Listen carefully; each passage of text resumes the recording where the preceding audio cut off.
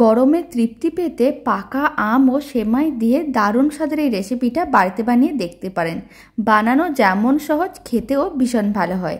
আশা করি খুবই ভালো লাগবে। নমস্কার, আমি রুমি। আপনাদের সবাইকে আবারও একটা দারুণ স্বাদের রেসিপিতে স্বাগত। প্রথমে একটা প্লেটের মধ্যে দুটো পাকা আম নিয়েছি আর নিয়েছি 50 গ্রামের মতন সেমাই। এখন আম দুটোকে এক সাইডে রেখে দিয়েছি আর আম দুটোকে খুব ভালো করে ধুয়ে রেখেছিলাম।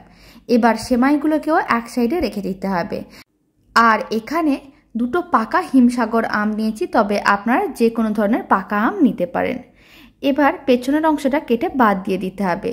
তারপরে পাকা আমগুলোকে এইভাবে স্লাইস করে কেটে নিতে হবে। আর একটা স্লাইস করা পাকা আম নিতে হবে আর একটা চামচ নিয়ে এইভাবে তুলে নিতে হবে, মানে খোসা ও আঁঠিটা বাদ দিয়ে পুরো আমটাই নিয়ে নিতে হবে। এখানে দুটো পাকা আম নিয়েছি, যেহেতু আমগুলো ছোট সাইজের।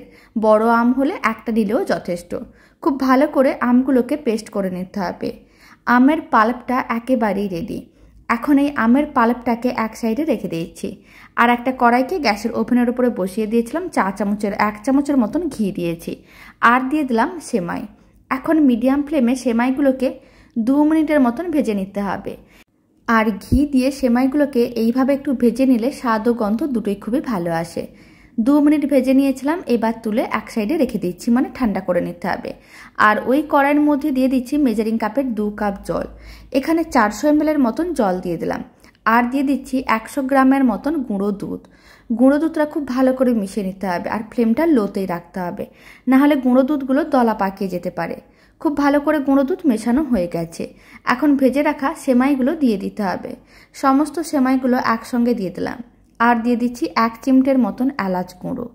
আর আমি দিয়ে দিচ্ছি 1 মুঠোর মতন গুড়ের বাতাসা। তারপর সমস্ত কিছু একসঙ্গে খুব ভালো করে মিশিয়ে নিতে হবে। আর ফ্লেমটা মিডিয়ামে করে দিয়েছি, এতে বাতাসাগুলো মেল্ট হয়ে যাবে, সেমাইগুলো খুব ভালো করে সেদ্ধ হয়ে যাবে আর দুধটাও ঘন হয়ে যাবে। প্রায় 5 মিনিট থেকে 6 মিনিটের মতন মিডিয়াম ফ্লেমে এইভাবে রান্না করে নিয়েছিলাম। আপনারা দেখুন দুধটা বেশ ঘন হয়ে গেছে আর সেমাইগুলো সেদ্ধ হয়ে গেছে। এখন ফ্লেমটা একেবারে লোতে করে দিয়েছি আর আমের পাল্পটা দিয়ে দিলাম। তারপরে খুব ভালো করে মিশিয়ে নিতে হবে। আপনারা চাইলে এই সময় ফ্লেমটা অফও করে দিতে পারেন। খুব ভালো করে মিশিয়ে নিয়েছি। দারুণ স্বাদের রেসিপিটা একেবারেই রেডি। এবার একটা সার্ভিং বোলের মধ্যে নামিয়ে 1 ঘন্টার মতন ফ্রিজে রেখে ঠান্ডা করে নিয়েছিলাম। দারুণ স্বাদের রেসিপিটা একেবারেই রেডি। ভালো লেগে থাকলে আপনারা যদি ফেসবুক থেকে রেসিপিটা দেখছেন, পেজটিকে ফলো করে নেওয়ার অনুরোধ রইল। ইউটিউব থেকে দেখলে চ্যানেলটি সাবস্ক্রাইব করে নেওয়ার অনুরোধ রইল। তো চলুন, ভিডিওটা আমি এখানে শেষ করছি।